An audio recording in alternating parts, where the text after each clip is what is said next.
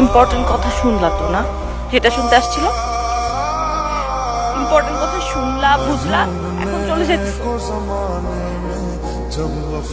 কি কথা বলো না কেন? কারণ আমি কিছু বলতে আসিনি, শুনতে আসছিলাম।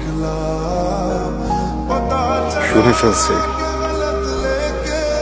আমার কোনো কাজ নেই। আমি কি করবো? বিয়ে করবেন,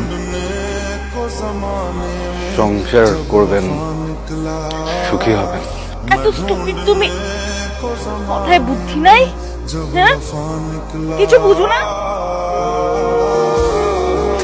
এতগুলা মানুষের সামনে আমার ফ্যামিলি, বরপক্ষের লোকজন সবাই শুনছে কি বলছি, সবাই শুনছে।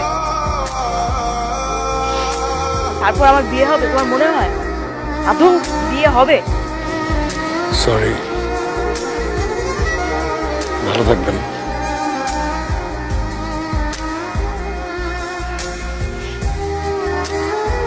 ওকে,